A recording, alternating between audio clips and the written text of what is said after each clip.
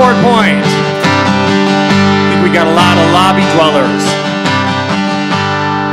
Come on, we're going to sing. People come together, strangers, neighbors, unlikeliest ones. Sing it if you know it. Children of generations, every nation, kingdom come. Don't let your heart be troubled. Hold your head up high, don't fear no evil. Fix your eyes on this one truth. God is madly in love with you. Take courage, hold on, be strong. Remember where my help comes from. Let me hear ya. Whoa.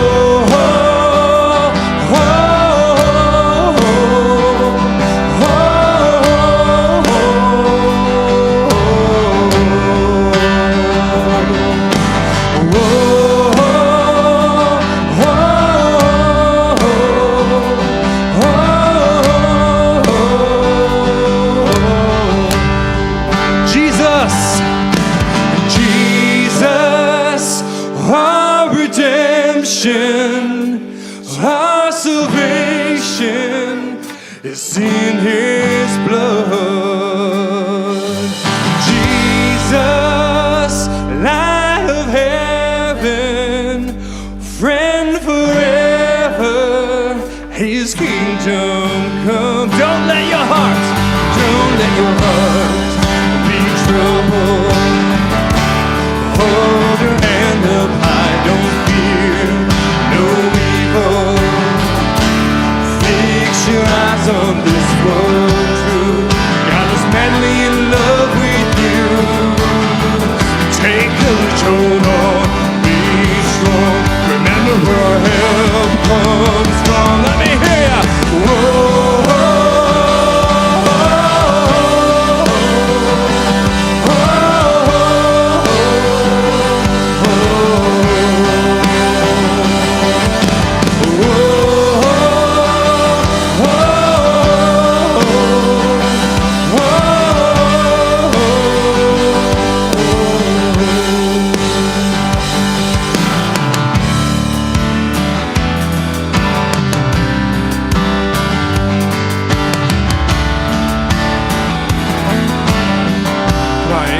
Swing one.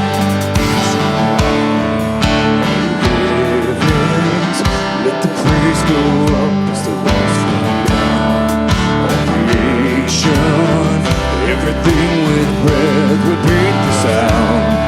All His children, clean hands, pure hearts, good grace, good God. His name is Jesus. Come on, sing it again. Swing wide.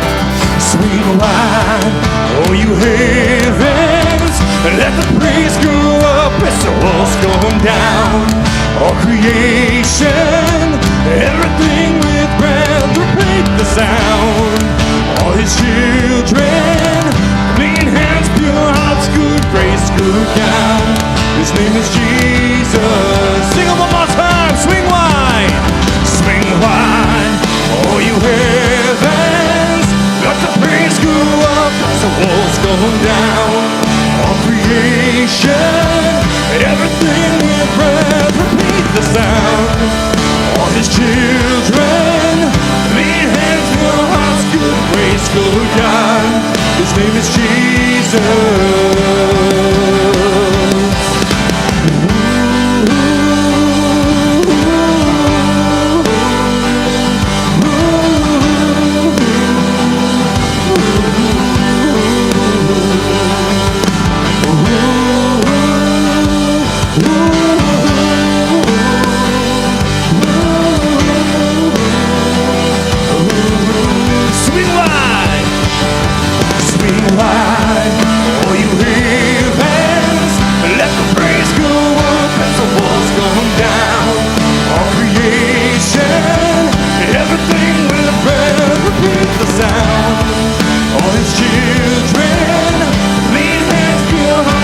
Grace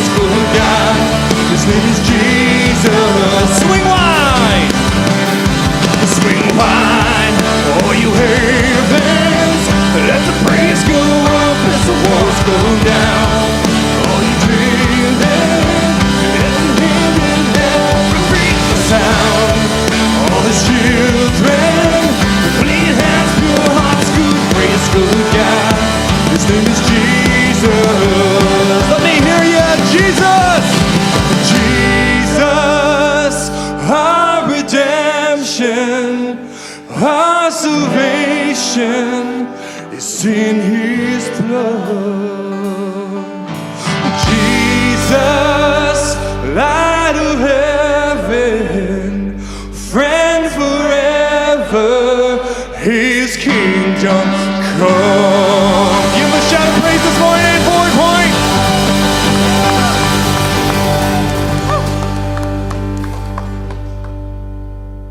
Good morning, Forward Point. How is everybody?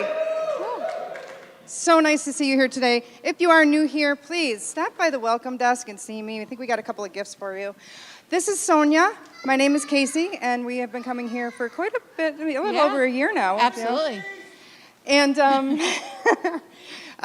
okay, so here at Forward Point, we are a community of faith, hope, and love, helping people find their purpose. Because we believe you were born on purpose. For a purpose. And we want to be part of that story any way we can. I totally threw her off because I was supposed to do that. I'm sorry. You did great. Hi, welcome everyone. What? Good morning. And we didn't do our shout. How is everyone this morning? Good. We are so glad you're here. If this is your first time or your second time, thank you for stepping into a new community of faith. If you're joining us online, welcome. Thank you for joining us.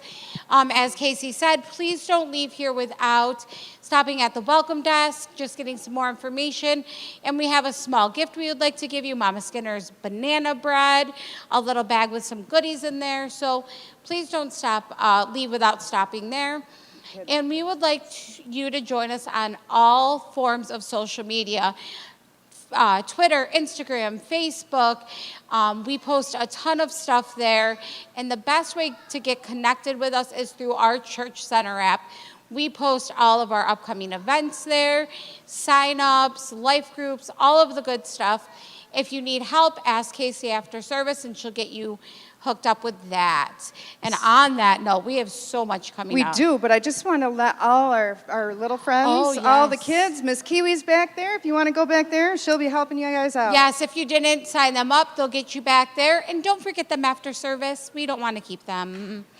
You're right, though. We do have a lot of stuff going on, including Thursday night, I believe, is trivia night at Love Handles. Yes. And as you can see, it's going to be from 6 to 8 on the 29th.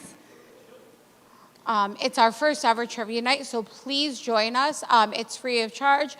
Come by, have some fun, get some froyo, and just hang out. So this is something I am so excited to do. I've wanted to do this my whole life. The ladies are getting together to do a tubing down the river. We're going up north. River. It's about an hour and 15 minutes away, up near A Bay area. So July 8th, we're going to have a little mini women's retreat. We're going to leave in the morning, drive up there, be on the water from I think it's 10:45 to 1:30. The cost is $50 for about 2.5 hours of time on the river. We'll provide non-alcoholic beverages and snacks while we're on the river, and it's just a great time to be with fellow women. There is a registration right on the Church Center app. If you go to I think it's the More button, the little lines, go to events, you can give us all your information and pay right through that app. If you have any questions, there's a number to text there, or you can reach out to Chasla as well. We would like all of those reservations in by Wednesday. I know it's short notice, but we want to be able to reserve that spot. So this Wednesday, if you could let us know, get signed up, and if you have any questions, you can contact Chaz. Sonia, I cannot believe we're starting Sunday Fun Days. I know. It's so quick. I feel like we were just here for Christmas. The older you get, the faster it goes. Right. But yeah, so Sonia, we're having a celebration. Love Handles, 1 year celebration. I know. Isn't that amazing? Yes. Free hot dogs, $1 froyo at Love Handles. I believe that's going to be next week. Next Sunday, right after service, we're going to be out there for a couple of hours. We'll be in the driveway. We'll have games. We want to make it a celebration. We want to invite the community, all of that kind of stuff, like we've done in the past at Love Handles over the past year. So what a great way to kick off our year anniversary, to celebrate donating over $10,000 in the first year. That's insane. For our other Sunday Fun Days, we do still need volunteers. Again, the idea is each Sunday in July and August, we're going to go into the front of the church outside, invite the community. We'll have different snacks and treats, but if couples, husband and wife, two friends, grab a partner, and please commit to helping us out there on Sunday. If you can maybe come up with a little game or something, just to make it interactive, because we want it to be fun, right? So contact me or Carol if you have any questions on that. And You know what? I think we have a video. Do we have a video? we are starting a new series, so we do have a video for that.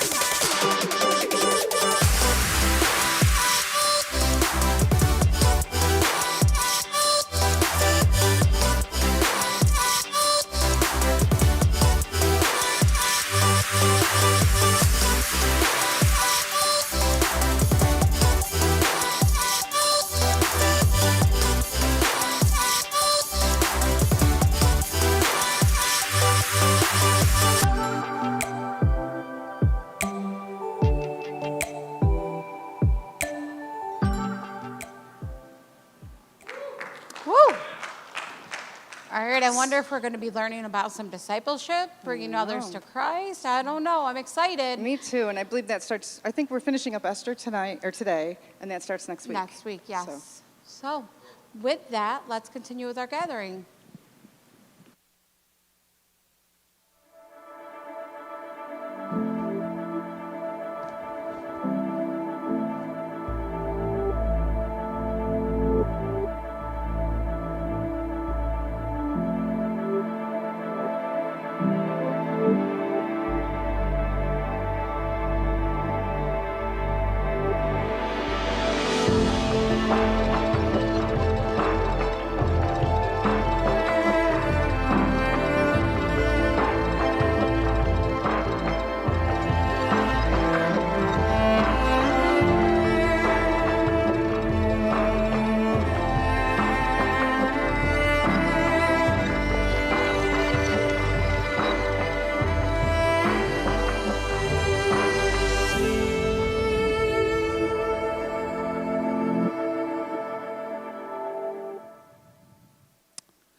Good morning. There should be one more video there, I think, right afterwards. There we go.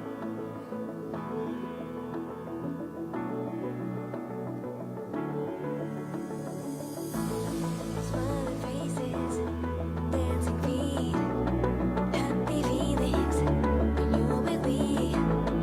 While the horizon is far away, I want you all close to me night and day. 'Cause we are a happy family. Look at the jokes we got.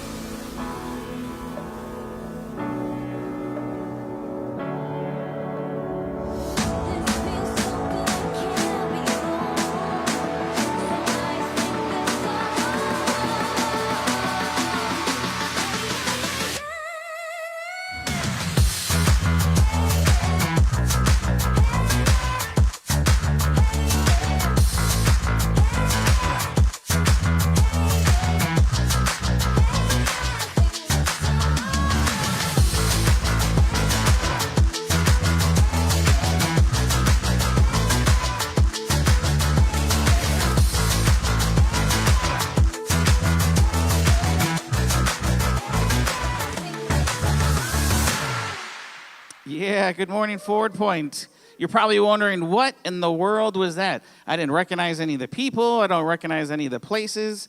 This is from a ministry called Summer of Service. It happens out in Indiana, where my wife and I were last from. We're not from there, but we were there for 3 years. And while we were there, it was awesome to be a part of this group, and it has a special place in my heart. This is the group that you just saw there on the video, but it was about 9 years, almost to the day, that we were at our last Summer of Service event, where we were getting ready to leave to move back here to Syracuse.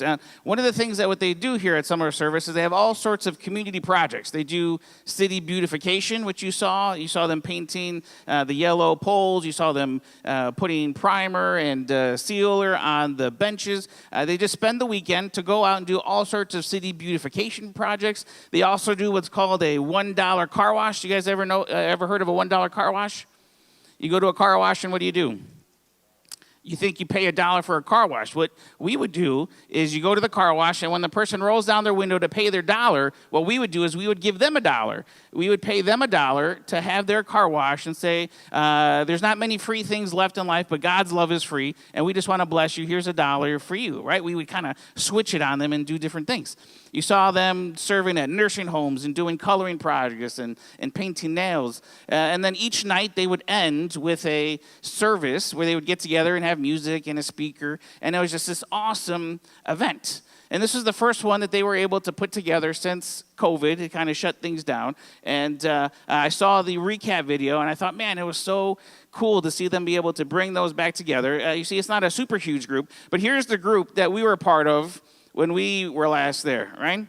You see, in its heyday, the Summer of Service, if you can imagine, that many students and leaders going all throughout the Michiana area, Mishawaka and South Bend area, and just serving at different places. This morning we tried to play Where's Waldo to see if you could find Jimmy. Anybody see Jimmy on there?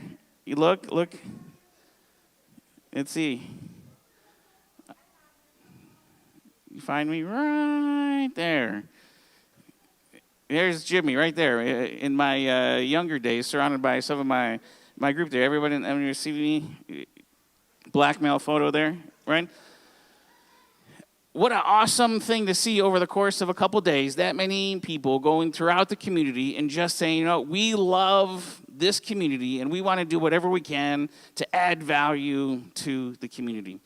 This last SOS was also super meaningful for our family for a bunch of different reasons. One, I told you this was our last event before just a few days we would be leaving. And in one of our last group kind of breakout sessions, the kids said, hey, we want to pray for you. And they all surrounded me to be able to pray over the Doyles as we were getting ready to leave. At one of the first SOS that we were a part of, this is where my wife said, hey, guess what? I'm pregnant. And we had Augustine 9 months later. So that was kind of a memorable time as I'm trying to put all the touches together for our sessions. And she's like, surprise, we're pregnant. And Augustine is the only one of our 3 kids who was born out of Syracuse. She's born in Indiana, in Mishawaka there, so she likes to say that even though she can't really even say the name yet.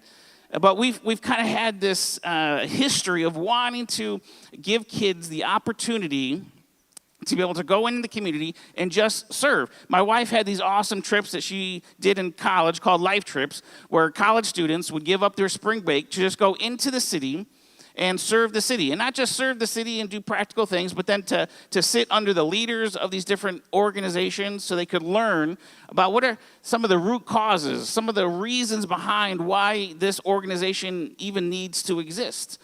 So that's something that we were able to do with our kids. We had these life trips, and life stood for living intentionally for eternity. And these kids sacrificed their entire spring break year after year, paid $100 to go on this week-long trip to just serve different inner-city locations.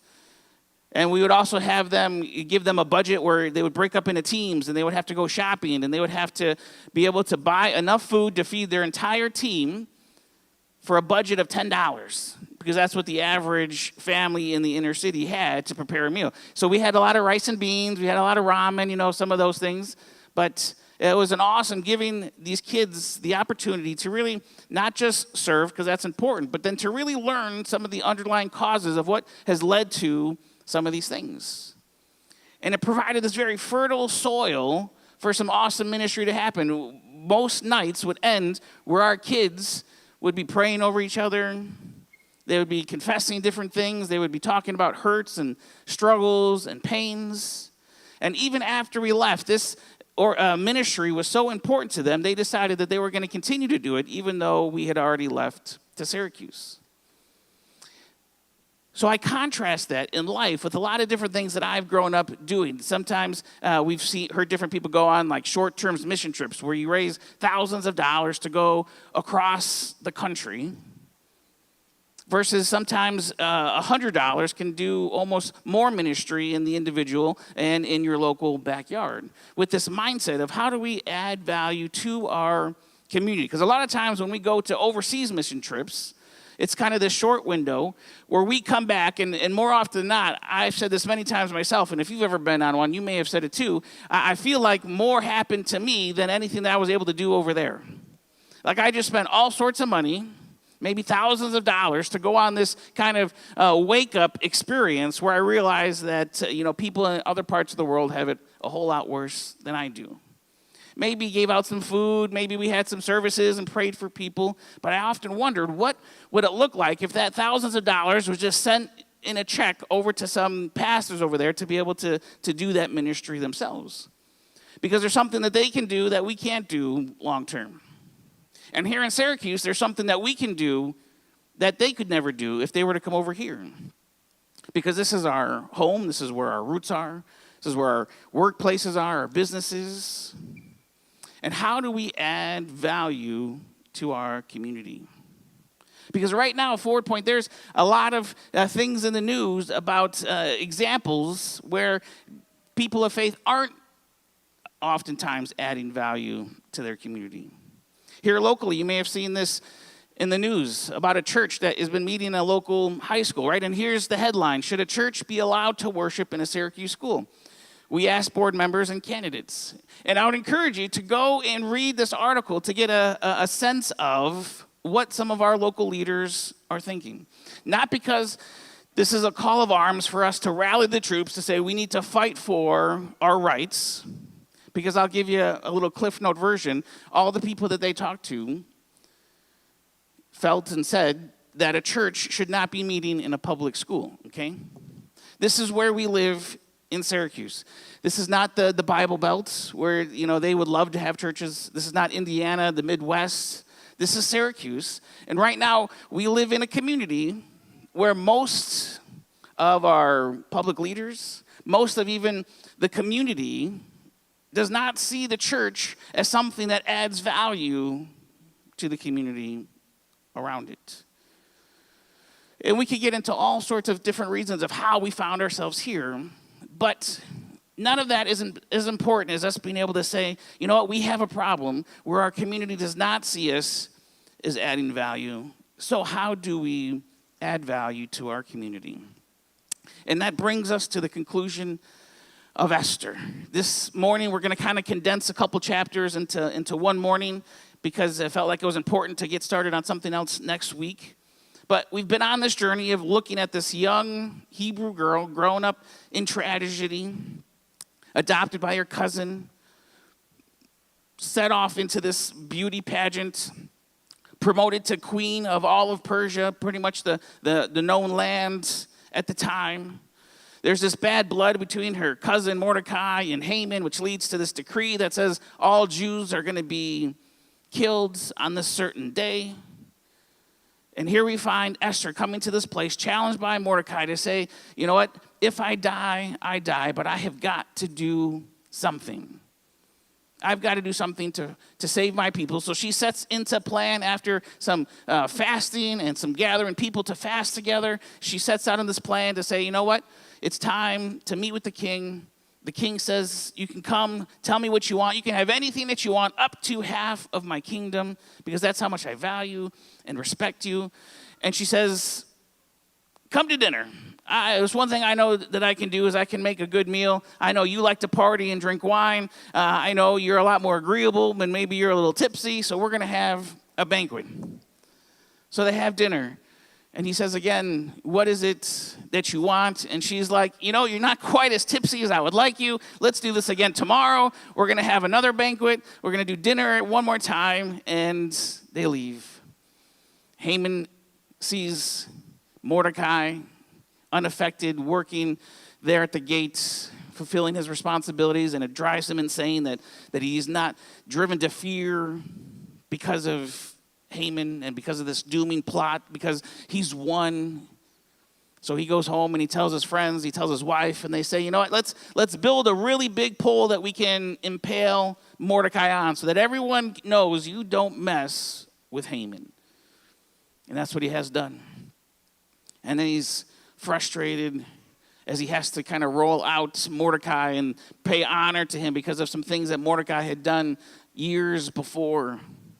And as he expresses his shame, as he expresses his anger to those same friends and wife before, they begin to kind of turn their face and change their tune and say, you know what, if Mordecai really is one of these Jews, then history tells us, then the past tells us that you don't want to get messed up with crossing these people because their God has a history of doing things to save them.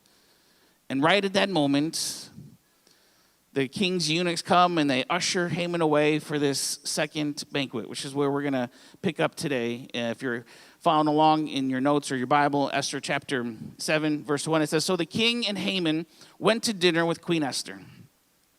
At this second dinner, while they were drinking wine, all right, there it is, the king asked again, Queen Esther, what would you like? Even half my kingdom, just ask and it's yours. So Queen Esther answered, if I have found favor in your eyes.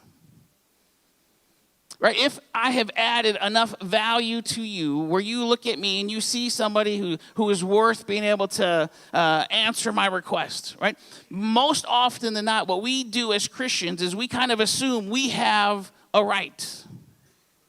And I granted there's a constitution, there's all sorts of written documents that say we have rights that we like to fall back on. But we often lead with our rights versus a sense of how can I add value to you? Without understanding that the end of the story more often than not is persecution, is being subjugated to another power.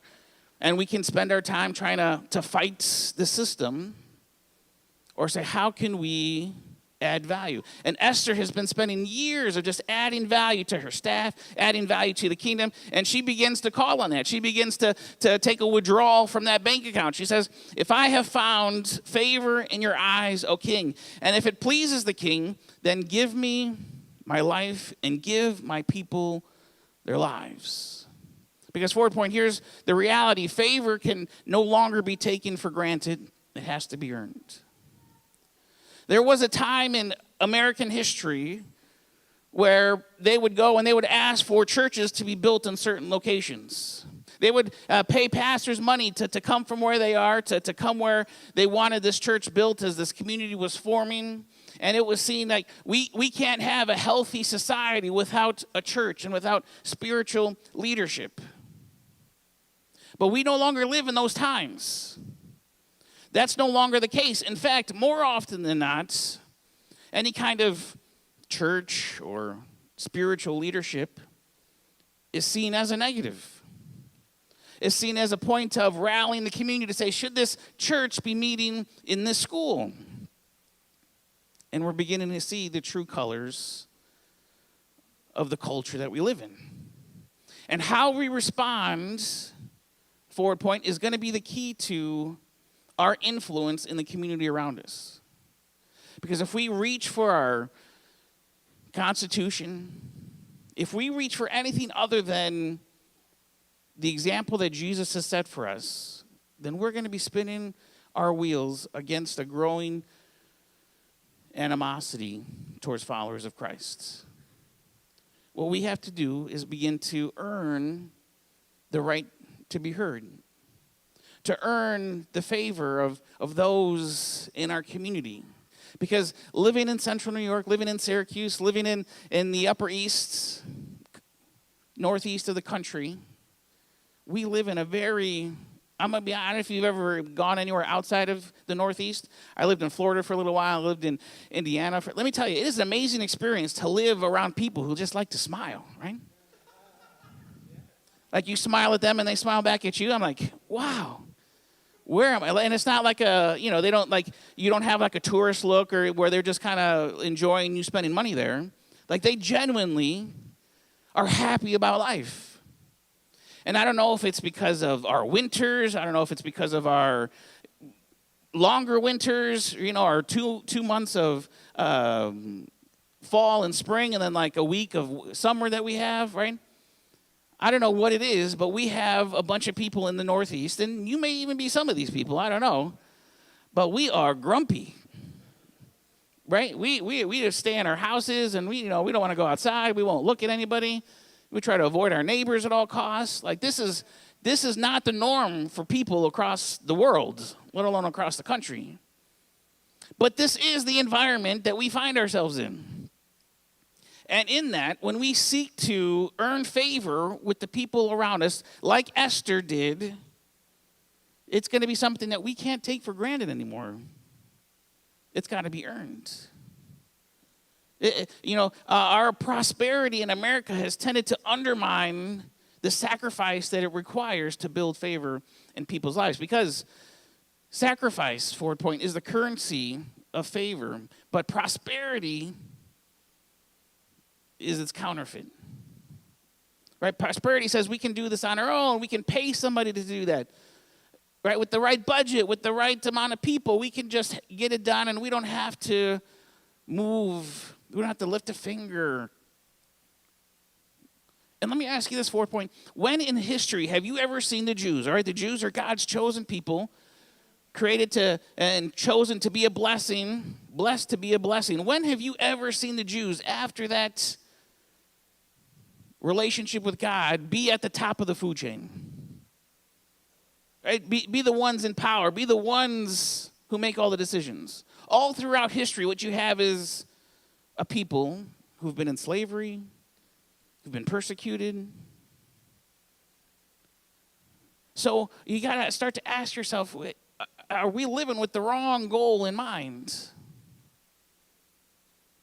Right, with the wrong expectations that somehow, because America was created with these Christian principles, that somehow we're going to be different than any other God's own chosen people.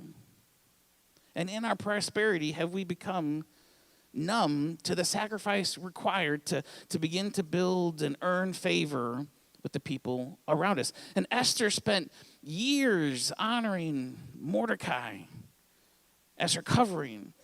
And Esther spent years honoring the king, right? There's nothing that probably came out of her mouth that spoke negatively about the king. And her reputation grew, and all of her staff loved. And you're even going to see later on in this chapter how her staff would step up to protect her. They took offense and wanted the worst for Haman because of the respect that they had for Esther. This is how she lived, and adding value into other people and not expecting her position as queen to just be given to her. So this morning I'm challenged, what am I doing to add value? What are you doing, forward point, to add value first in your family, to add value in your neighborhood, to add value in your workplace? What are you doing that is adding value into the worlds that you see around you? Because here now Esther has got a big ask. And she's going to begin to withdraw from this value account that she's been depositing into. And she says, there's someone after us. She says in verse 4, she says, we've been sold. I and my people to what? To be destroyed, sold to be massacred, sold to be eliminated, right? This is the description, the job descriptions of followers of God all throughout biblical history and all throughout world history. Right? The job description was most of the time the Christians were the ones who went into the Colosseum and sacrificed their lives. And as a result of them sacrificing their lives, the games became extinct. They were the ones going into Europe during the plagues and acting as caregivers to these people who were breathing their last breaths. More often than not, dying themselves. Right? That is the job description, to be destroyed, to be massacred, to be eliminated. Right? It kind of feels, if you're a Christian living in today's culture, that there's a sense of persecution, and somehow we are still surprised by that. And in our surprisedness, now what we do is we reach for our rights, for our guns, for our constitutions, for our declarations of independences, because our prosperity has made us numb. And Esther says, this is what's going to happen to my people. She said, if we had just been sold off into slavery, right? Not a big deal. We've been there, done that. I wouldn't even have brought it up to you, King. Like, I value you and your time so much, King. If it was anything short of extreme, if we were just being taken off by enemies as sold as slaves, I wouldn't even brought it up to you. Our troubles wouldn't have even been worth bothering the king. And she's still just expressing how much she values the king and his time and his position. So the king, Xerxes, he exploded. He says, who? Where is he? This is monstrous. Right? And we can kind of, reading the story, start to feel like, yeah, Haman's about to get what's coming to him, right? Like the bad guy's about to fall. That's how it happens in every single story, every single movie. The bad guy is about to get his. And she says, an enemy, an adversary, right? Someone who you actually thought was a friend, someone who actually thought had your best interests at heart, King. Not so much. It's this evil Haman, said Esther. And I kind of wish this is the time that I wish we had a picture Bible where we could see a picture of Haman's face, right? Because I kind of just see him stuffing his face with food there, right? His cheeks are all big like a squirrel, And as soon as she says his name, he turns and is caught, right? Red-handed. Haman was terror-stricken before the king and queen. So the king, raging, left his wine and stomped out into the palace garden. You see, in this moment, the king's kind of between a rock and a hard place. He can't just in that moment say, guards, arrest Haman. He's an evil man based on what Esther said, because the king is an accomplice to this.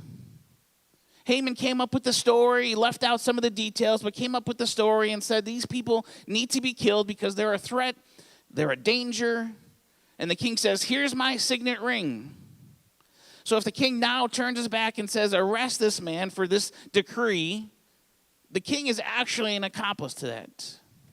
On the other hand, here's his wife, the queen. He can't just ignore her. He can't just allow this to happen, because who wouldn't want to go after the queen and all of her wealth, because they would be entitled to that based on this decree. So what is the king to do in the midst of this predicament? In the midst of this rock and a hard place? And the events that transpire kind of give him the way out. Haman stood there pleading with Queen Esther for his life, because he could see that the king was finished with him and that he was doomed. So as the king came back from the palace garden into the banquet hall, and here's the key, Haman was groveling at the couch on which Esther reclined.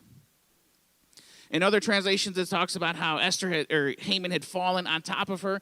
The reality is, in that culture, we've already heard how the king has surrounded his harem with what? With eunuchs. The king guards his lady friends to a great extent, where he hires people and he offers to, perform some surgery for them to help them in their job, right?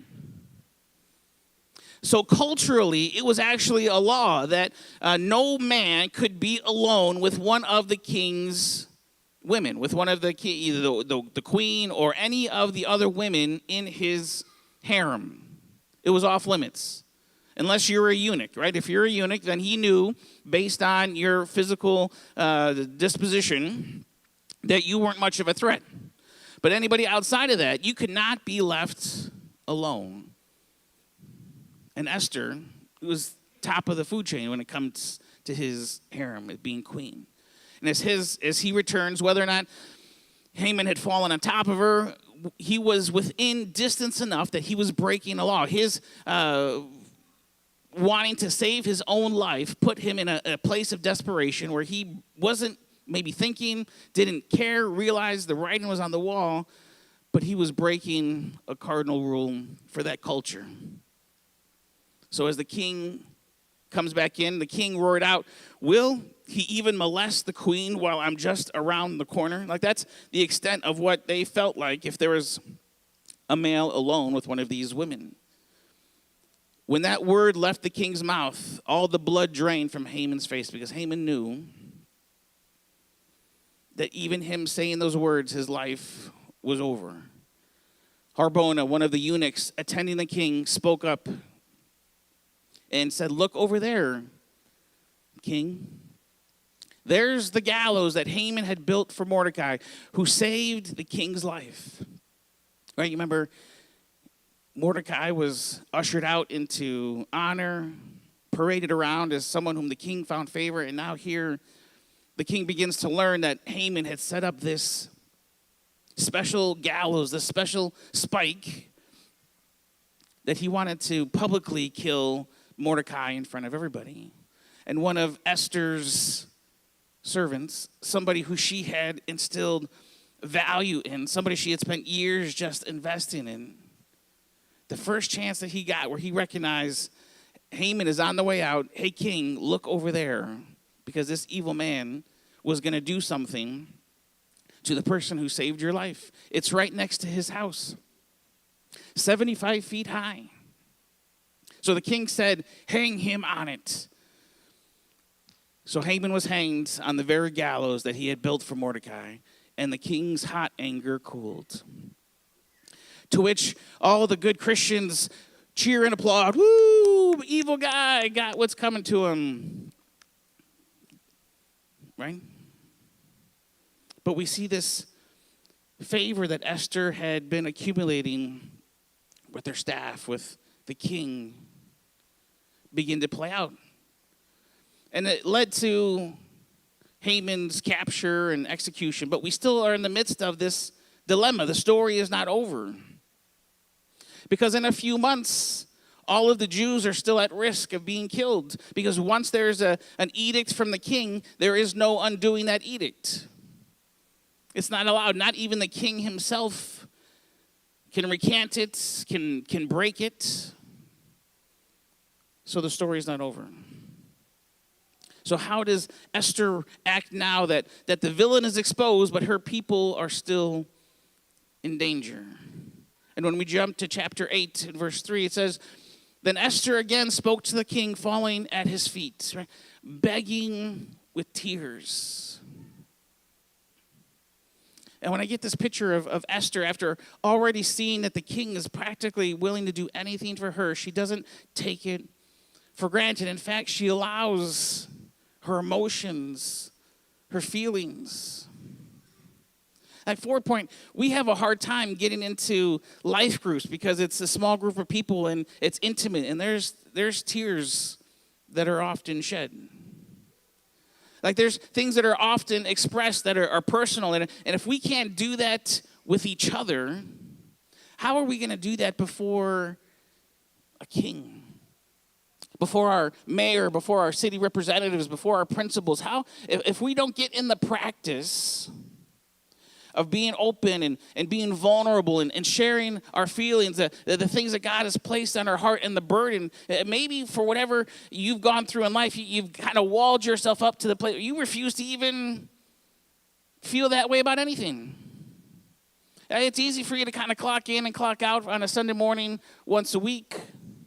But to allow this following Jesus thing to take over your life, where it's affecting the way that you live at home, the way that you're living and working, like, it's going to require some serious walls to come down.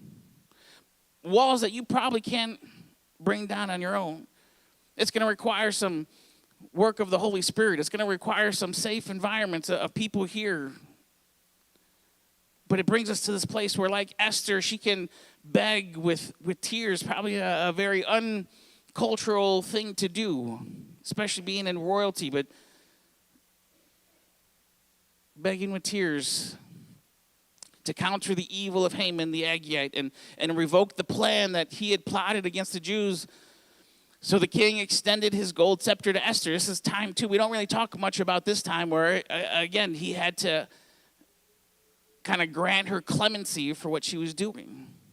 So she got to her feet and stood before the king, and she said, "If it pleases the king." Again, we're getting this sense of Esther withdrawing from this vault of favor that she had earned in the way that she lived, spending years just investing by adding value to the people around her, to the staff around her, to the king around her. If it pleases the king and he regards me with any kind of favor and thinks this is right, and if he has any affection for me at all, let an order be written that cancels the bulletins authorizing the plan of Haman, son of Hammedatha the Agagite, to annihilate the Jews in all the king's provinces. But we already know. We already know that a king's edict can't be undone. But when it comes to this favor and sacrifice, forward point, sacrifice is a practice. It doesn't get easier, but it becomes more natural. Like, it doesn't get easier and easier to put the needs of others around you before your own. It doesn't get easier and easier to take money that you could use to, take your family out to dinner or buy yourself something nice and say, I'm going to put this in a little jar, and when we have a neighbor who's in need or we have a family member who's in need, we're just going to take from that instead of using it for ourselves. Right? That doesn't get easier, but it can become more and more natural. It can become more and more a part of your lifestyle. But it is a practice. It's something that you have to start somewhere and just start doing it.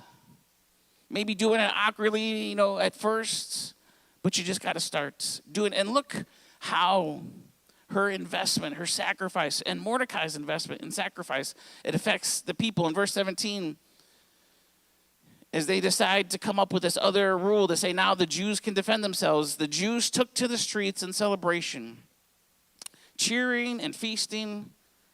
Not only that, but many non-Jews became Jews because now it was dangerous not to be a Jew. Right? Like, man, we how awesome would it be to get to a place where we have added such value to our community, where the people of Eastwood are like, man, it's cool to be a follower of Jesus now, right? Like, that's not the motive because, we're following Jesus because it's cool. But like, there can be a reputation that is built. There can be a reputation that is sacrificed for, where the people around begin to see, man, it's a lot better over there than it is here. It's a lot better smiling back. It's a lot better sacrificing for others than this hoarding and this, never leaving my house lifestyle. It's so much better. You and I have the opportunity, dare I say, we have the calling to live that kind of lifestyle where following Jesus becomes where it is the cool thing to do, not because it's mandated, not because we have a constitution or because we're founded as a Christian nation.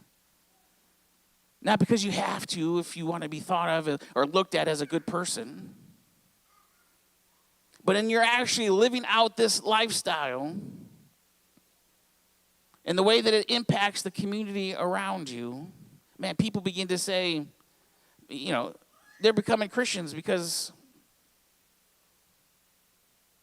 of the impact that it's having. Because, forward point, adding value is sowing for a future harvest.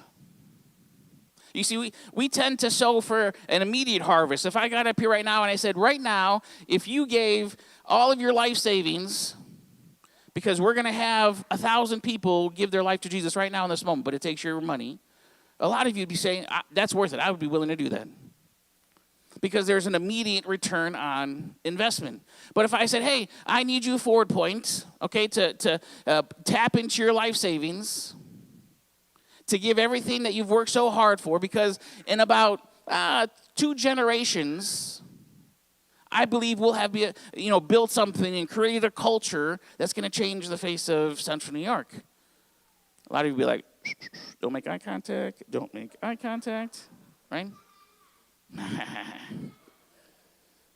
I know I'm not that funny. Right? We'll do it for the immediate investment. We'll do it for, all right, there's a job opening in my work. I'll now start acting like I deserve it. I'll now start doing things that, make it look like I'm worthy of that position. Instead of living that way, because that's how God's called us to live, by giving our best. And maybe not that time, and maybe not the next time, but at some point in the future, we're going to be looked at and found as somebody worthy. Not because for the last week we've been living up to the job description, but because for the whole previous month and for the whole previous year, we've been found as somebody faithful. We've been sowing, as Esther has been sowing this, adding value into for years. This has been her lifestyle. And now, years later, she's able to see this harvest of people becoming Jews. And much like eunuchs, Forward Point, becoming a Jew, if you're not a Jew, is not an easy process, okay? There's still scissors involved, okay? There is a great cost involved for a non-Jew to become a Jew. But they're saying, sign me up. I'm willing to go through that for the sake of what you got going on. But for us, Forward Point, man, I've spent years growing up in situations where we tried to communicate for some kind of event. We got the music playing at just the right time, and you got the pads, and for this moment where I can, say, if you want to follow Jesus, raise your hand, and believing that in this one moment of someone raising their hand, that's what it means to become a disciple of Jesus. And what I've discovered is that becoming a disciple, becoming more and more like Jesus, is not any one single decision, but it's a lifestyle of decision after decision of saying, you know what, I'm going to put my wants, my desires behind. I'm going to stop going towards the things that I want for my life, and I'm going to turn towards the higher things that Jesus wants for me, not just once, not just twice, but moment after moment after moment with my life. Not just when the fog is really thick. Not just when there's cool beams and everyone's eyes are closed and heads are bowed. Man, I pray that there's moments like that become opportunities that propel you into the life of discipleship. But I'm done kind of setting up this weight of saying, man, I got to get people to respond in the moment right now, because I've seen a lot of times people respond in all sorts of dramatic and crazy ways, and then the next day or a week later, they're done and they're doing stupid stuff. Because following Jesus is not just a one-time experience or moment. It's a moment after moment, a decision after decision, and then the next decision, and then the next decision of choosing to say, not my way, but his higher ways for me.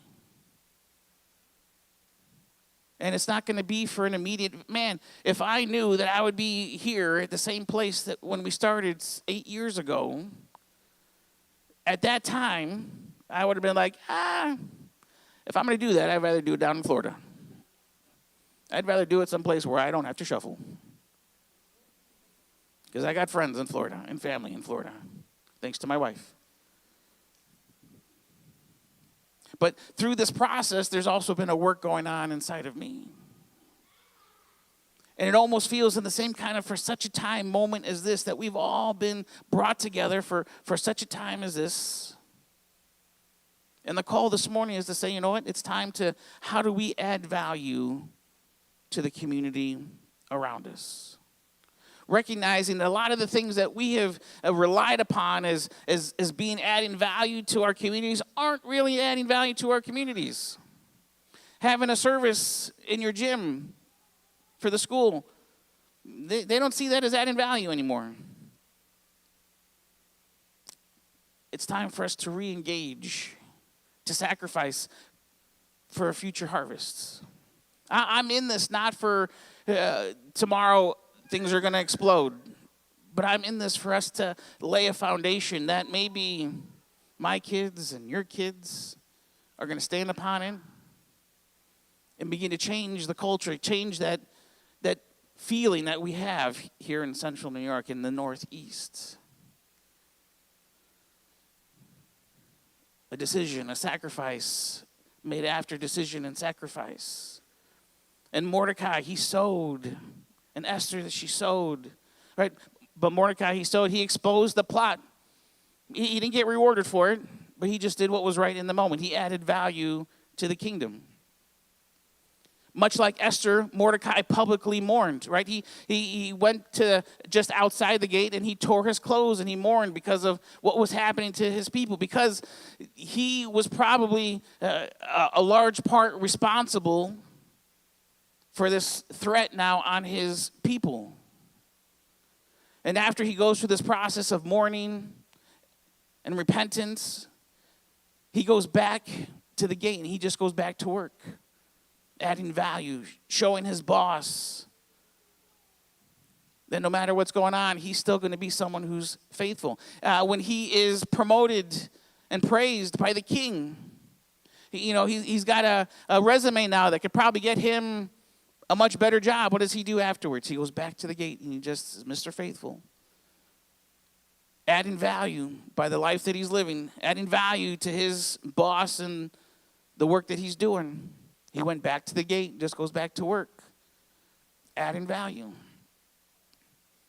And this life really gets summed up in the last section of the book of Esther.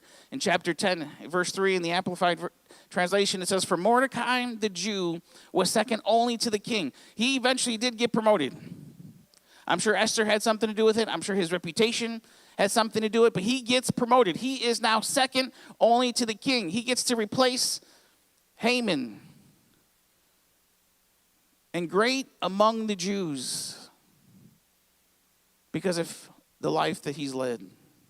And in favor with his many fellow people. Why? And here's what I pray gets said about us as Forward Point, but it's only ever going to happen if it gets said as us as individuals.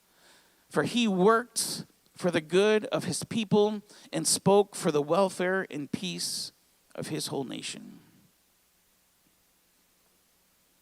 He lived to add value in a world that wasn't his own. For whatever reason, he didn't go back to Jerusalem.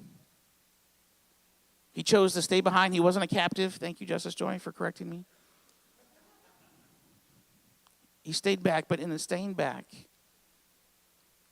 he said, I'm just going to add value, and I'm going to live a life. Esther probably picked it up from him, and she just added value to the world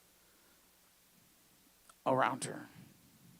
So Forward Point, here's the deal. When it comes to favor, having favor with the world around us, it is the foundation to building bridges. And that's what I pray we become all about, is building bridges to the people in our community, to the people in your workplace. But sacrifice is the mortar to the foundation. Right? If you want to be able to build that foundation that a bridge can be built on, right? A bridge like in Old Liverpool Road that can take truck after truck after truck. And somehow the truck always loses, right? Man, that bridge has got some serious foundation going on. That is strong.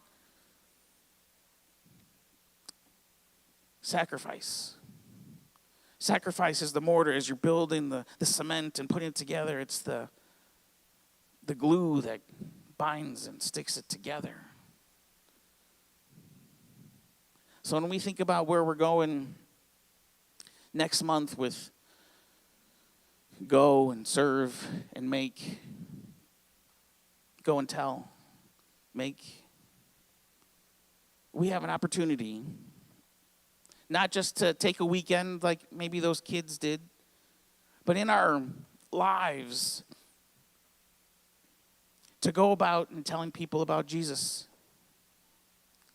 But how do you tell people about Jesus without ever using the word Jesus? And what the book of Esther tells us is that you can tell a story about God and never have to use the word God. That his providence is seen, his fingerprints are all throughout it because his people chose to live according to their calling, to be a blessing. And so the same can be true for you and I. I pray that at some point I am able to have a conversation and tell people about the Jesus who has done a work and changed my life. But it's going to be after we cross the bridge that has been built on a foundation of sacrifice. So it's not pretty, it's not sexy, it's not exciting. But I'm asking you, Forward Point, if you would look at your life and see where God is calling you to sacrifice. For some of you, it may be, man, just being committed to coming every Sunday morning. Right? There's something that happens when someone comes in who is new to following Jesus or comes in and has gone through some hurtful religious experiences, and they walk into a place and there's just a bunch of people who all smile and they think, man, I just somehow time warped into the Bible Belt or time warped into some kind of friendly part of the country because this is not Central New York. And what if I told you that somebody's experience in bringing them just another step closer to falling in love with Jesus could happen just based on you being here on a Sunday morning and they feel the love and excitement when a big bunch of crazy Jesus followers all get together. Like that can do something. So for you on a Sunday morning when you're kind of tossing and turning, it's maybe saying, you know what, I'm going to go to bed a little earlier because I want to be part of that. And I'm going to sacrifice to be there. Maybe for you, it's all about looking at your finances. And for a long time, you've been looking at the way you handle your resources, your time, your money. And first and foremost, you get what is best for yourself. And God is saying, you know what? I want you to practice sacrificing your time and your money and your resources.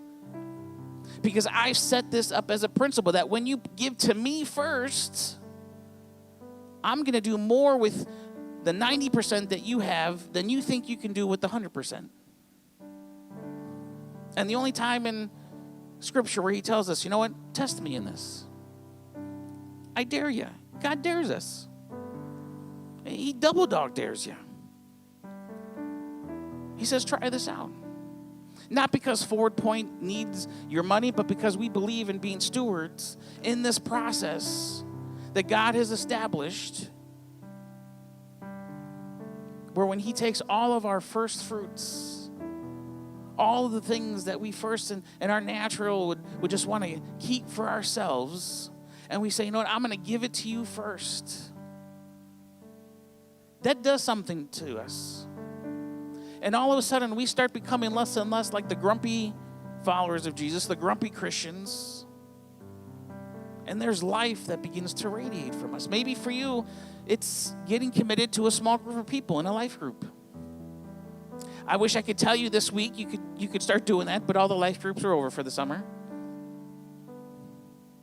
But right now, there may be a challenge for you that you need to start opening up, to start recognizing that the life change you've always been looking for and searching for, that you just, man, it's why you're not committed, because it doesn't really happen here on a Sunday morning, because it wasn't meant to happen here on a Sunday morning.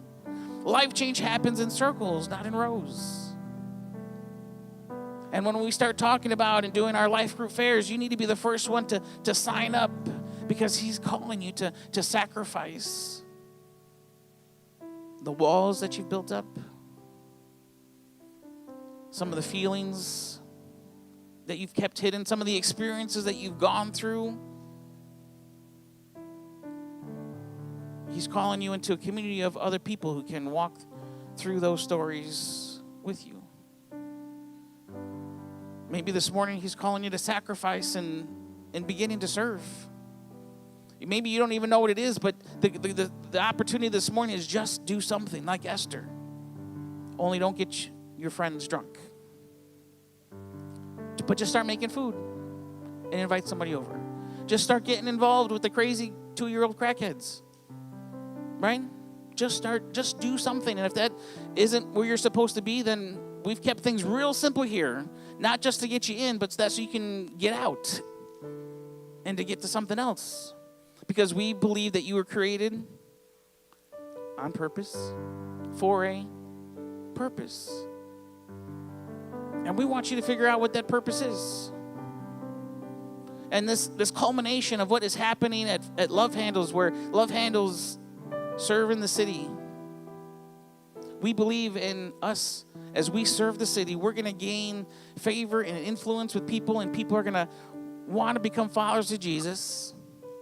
And it's going to lead to them finding their purpose. But maybe this morning, what is standing in the way between you and your purpose is some sacrifice of some time, sacrifice of some awkwardness, to realize it's kind of awkward getting involved and figuring out what you were created for, your shape, as we like to call it.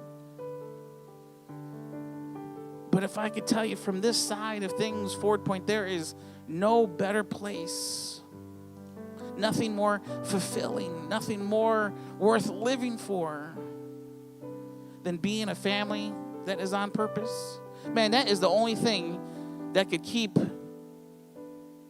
our family here where it is after all the things that we've been through. I don't know if you heard, just a couple weeks ago, our car got smashed. The window. They were trying to steal it again. I don't know if you heard, just a couple weeks ago, Love Handles got broken into again. Right? And we can say, man, where's the police? And I think that is part of our story, where we begin to tell our stories and say, what's going on here is not working here, folks. But the answer is not to pack our bags and to leave and go back to sunny Florida, as much as my wife would like to.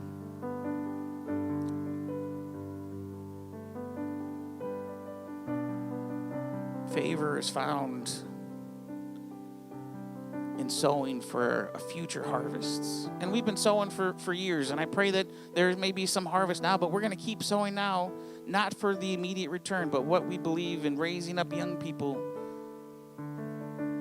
for such a time as this. So that's what I'm asking you to, as we respond to him this morning, where is he calling you to sacrifice? Where is he challenging you to sacrifice for him this morning? God, we come before you this morning, having gone through this beautiful, beautiful story of Esther that from a distance seems to be so straightforward and simple. But God, as we dive in and we recognize that being chosen by you for such a time as this, it comes with a weight, it comes with a responsibility, it comes with sacrifice. And this morning I pray that you would just continue to work and unite our hearts together, to not become tired, to not become frustrated, but that you would renew our strength, you would renew our resolve, you would renew our purpose here this morning, not to be the dominant religion of America, but to be your faithful followers in every moment of every day. Even when it requires making unpopular, even when it requires making decisions that don't benefit ourselves, we're going to choose your higher ways for us. Because like Mordecai, we want a reputation. We want on the tombstone of Forward Point, if it ever happens, that it's said about us by people who are nothing like us, that we worked and we bled and we sweat and we cried for the good of the people around us, for the good of the people who are nothing like us. Just like you did, we want to walk in that. So help us to lay our rights, help us to lay our prosperity, help us to lay down our citizenship and submit it to your calling for our life. Would you help us to respond to that this morning?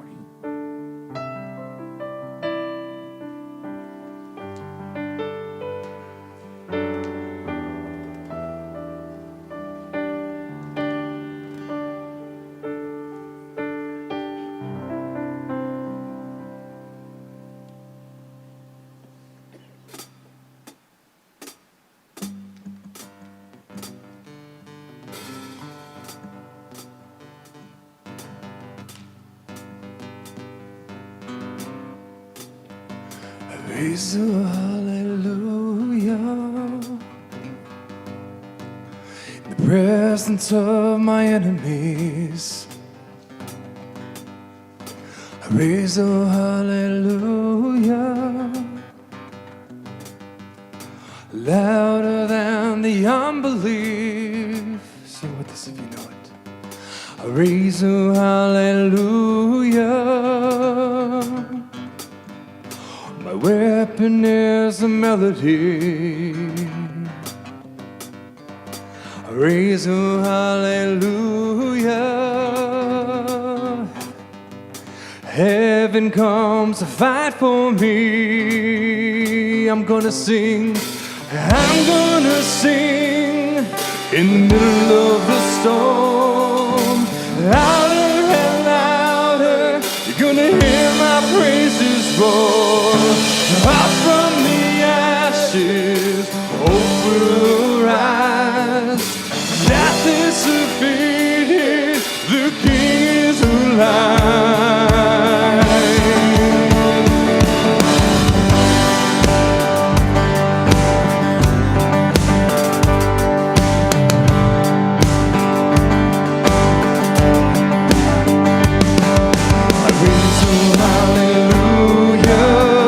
Everything, with everything inside of me, I raise a hallelujah. I will watch the darkness flee. I raise a hallelujah. In the middle of the mystery, raise a hallelujah. Fear, you hold on me. I'm gonna sing in the middle of the storm. Louder and louder, you'll hear my praises roar. Up from the ashes, hope will arise.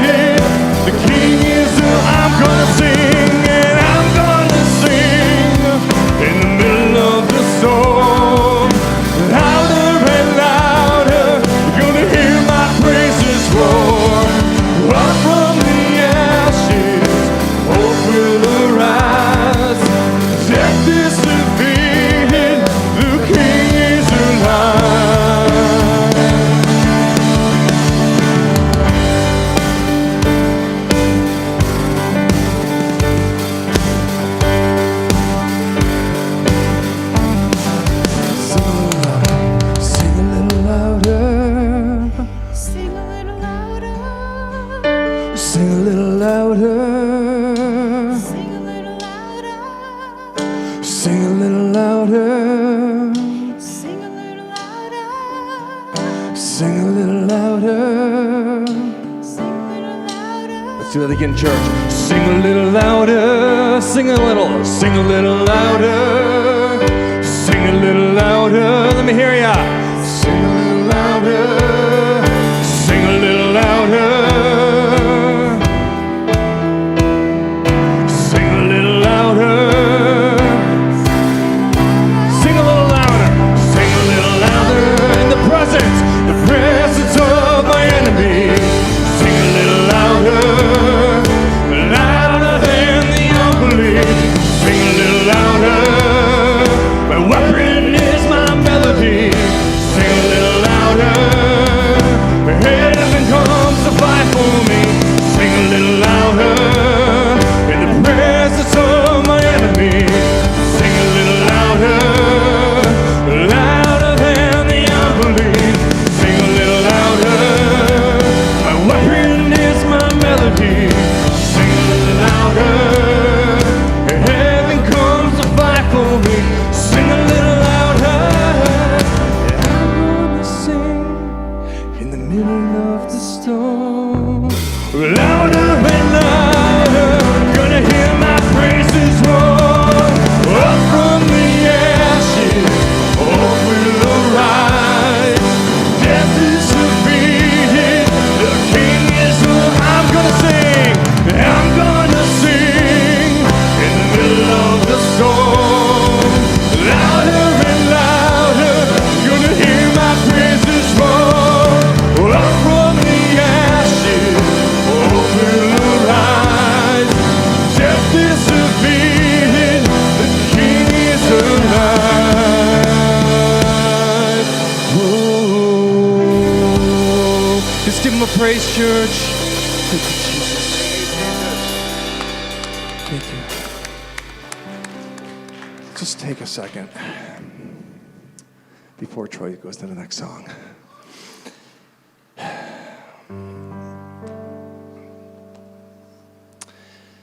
You know, Jimmy talked about a lot of pain, and I really heard a lot about scissors, and scissors, knives.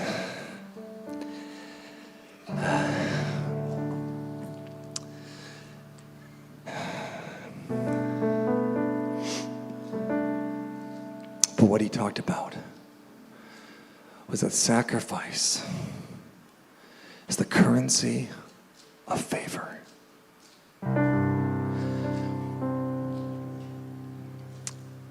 Obviously, we are not wanting anyone to do whatever he was referring to when it comes to scissors.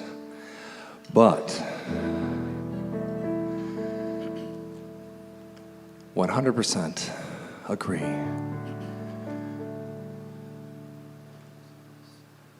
You're going to have to give up something to follow Jesus.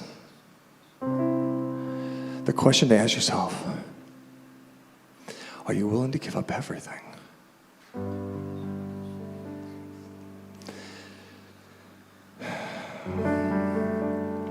Even when it comes to the tithe, church, and I do believe in it, but in the same sense, Jesus really talked about the fact that this woman who dropped in hay pennies, this widow, gave more than everyone else that was tithing. Because she counted the cost. And it was more to give up everything than to hold on to something that was not going to pay the price for her love for God. So I don't know where you are today, but when I sing the song, if you really think about the words we just sang, it's about singing through the suffering, singing through the pain.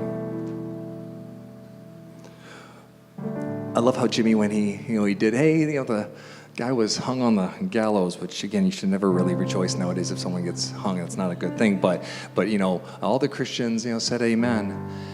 How so true that is the way maybe we've been raised or thought, like, hey, let's get back. And yet Jesus wept. He wept for Jerusalem. He wept for the city.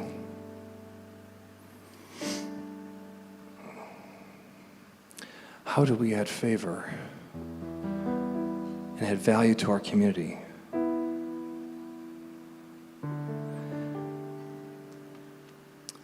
Esther, when she brought that before the king, what did she say? What did Jimmy say like last week? If I die, I die.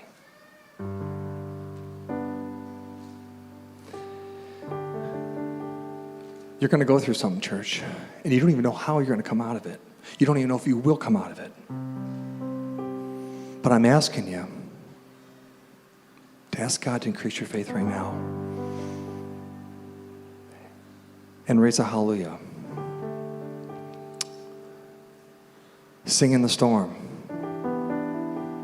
Your weapon is your melody. Heaven's going to come to fight for me.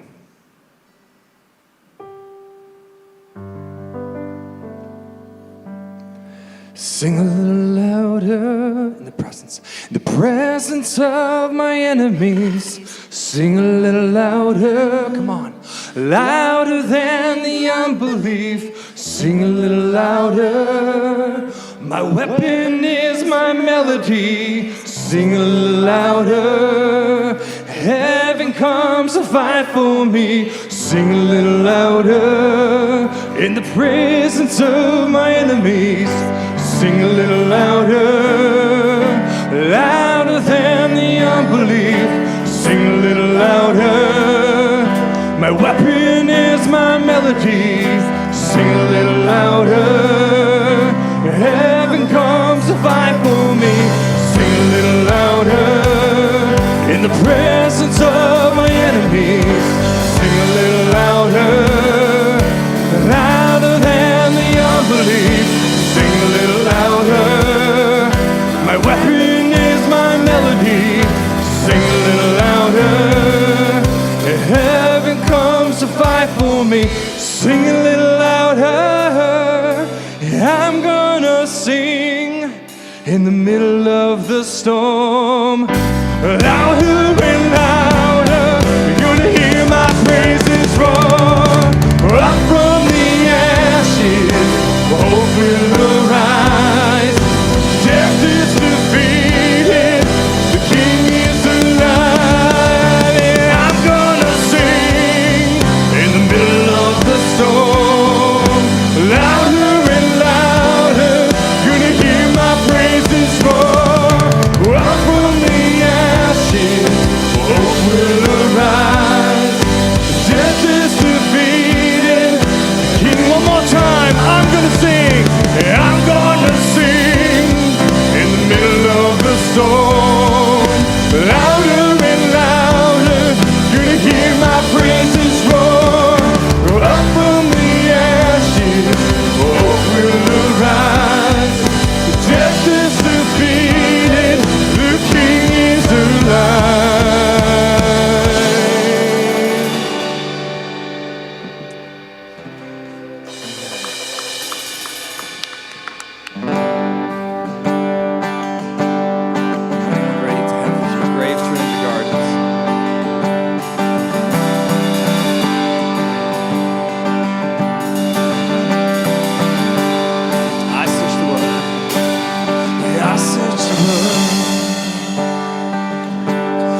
It couldn't fill me. Let me hear ya. Man's empty praise, treasures that fade are never enough. Then you came along and put me back together. Every desire is now satisfied here in your love. There's nothing. Oh, there's nothing better than you. Oh, there's nothing better than you. Oh, there's nothing. Nothing is better than you. Let me hear you, church. Oh, there's nothing better than you. Oh, there's nothing better than you. Oh, there's nothing.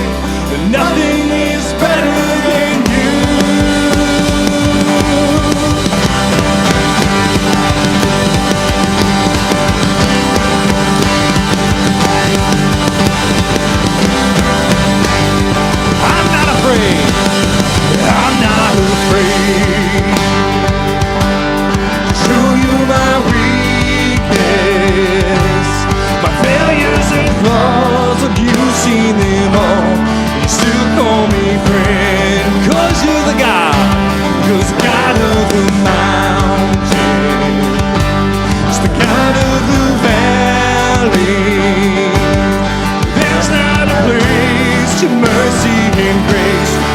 find me again.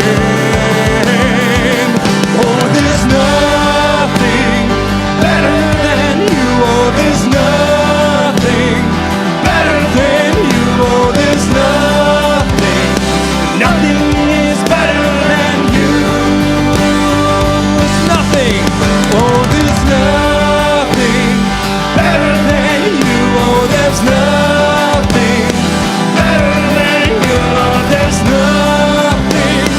Nothing is better than you.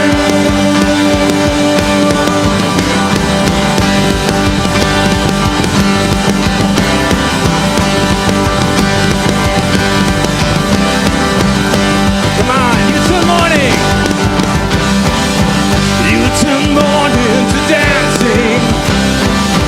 You give beauty for ashes. You turn shame into glory.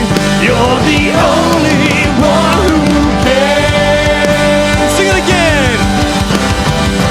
You turn mourning to dancing.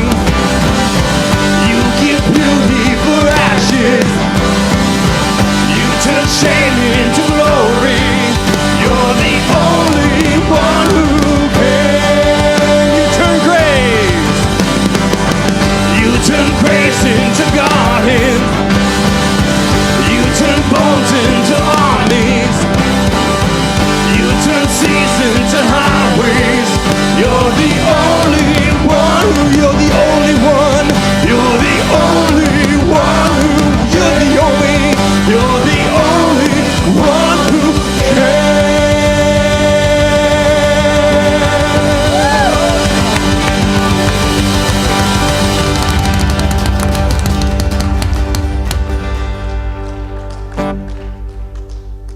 What a beautiful message that was this morning. What stuck out to you, Casey?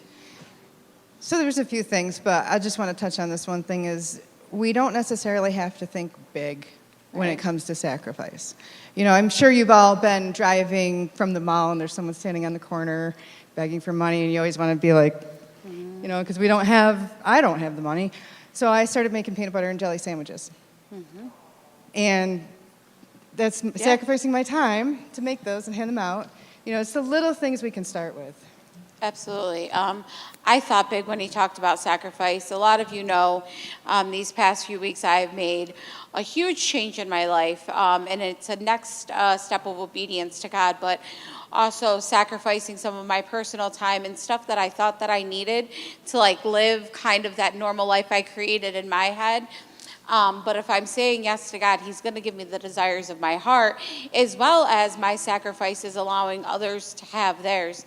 So, and you do go through all of the emotions, all of the opening up your heart and the tears and all of that. So sacrifice, it's not easy. But if you're being obedient in that sacrifice, God is going to bless you. So that's my experience anyway. One thing I did want to mention, there's not going to be game night this week. Okay, Yes. it's going to be canceled and we'll resume on the 10th. Okay. So giving, there's 4 ways to give. We have in person, back there, there's a thing you can put donations in, online, text messages, and of course through the Church Center app. The app is the best. You can see what's going on, you can donate, you can keep track of everything, join a life group. Guys, next steps, don't forget about the stuff that we have coming up. The women's trip next week. We need volunteers. We need happy faces. We need people just hanging out at Love Handles, hyping up the energy. I've done a few of these in different communities. And honestly, having a grill with hot dogs, like more people come out, they smell it, they want the food, and we will have people from the community, and it's just a great time. So make sure you're putting that on your calendar. Join us Thursday at Trivia Night. Let's come be a family together. Let's hope some of the other community come in and let's make it a really fun night. And as always, don't leave here without getting something prayed for. If it's on your heart, we have a confidential prayer team back in the corner. They have slips you can fill out if you don't want to be prayed on today. But again, don't leave here without getting prayed. Pray if you need to be a vessel for someone else. We are here for that too. So if you are new, I will be back at the welcome table back there. You're welcome to come see me. Text that phone number, and we'll give you some more information through your phone. And if you want to help out today and start serving right away, me, Carol or I back in the corner where like the broom closet is, and let's get the palace back to how we found it and get cleaned up so we can all get out of here today. And don't forget your kids. And yes, and let's continue And with we one are last Forward song. Point. Have a good week.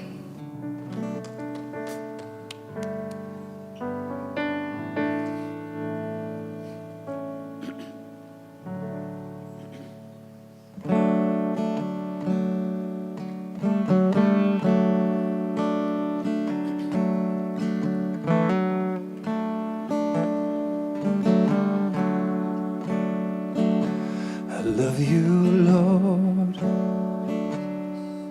Oh, your mercy never fails me. In all my days, I've been held in your hands. Yeah, let me hear you. From the moment that I wake up until I lay my head, and I will sing of the goodness of God. Let's sing that again. I love you, Lord. I love you, Lord. Oh, your mercy never fails me. And all my days I've been held in your hands. The moment that I wake up until I lay my head, and I will sing the goodness of God. Come on, all my life. All my life you have been faithful. All my life you have been so, so good.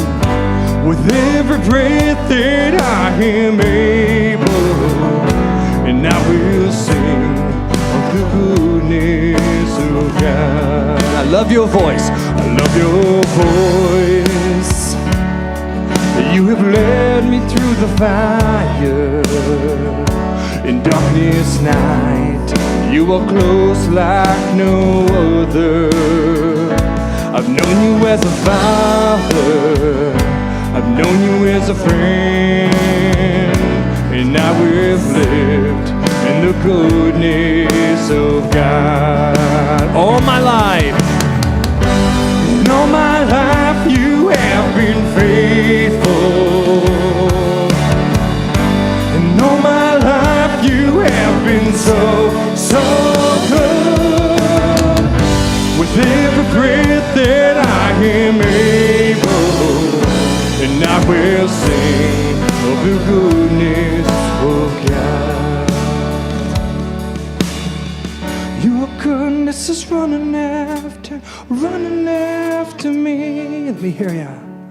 Your goodness is running after me. With my life laid down, surrender now. I give you everything. Your goodness is running after me. Your goodness is running after me. Your goodness is running after me. With my life laid down, I surrender now. I give you everything. Your goodness is running after. Sing it again. Your goodness is running after me. Your goodness is running after me. With my life laid down, I surrender now. I give you everything. Your goodness is running after me. And all my life you have been faithful. Come on, church. And all my life you have been so, so good. Yeah. With every breath that I am able, and I will sing for the goodness of God. And I will sing of the goodness of God. And I will sing of the goodness of God. We love you, Forward Point. Go make some friends, love on some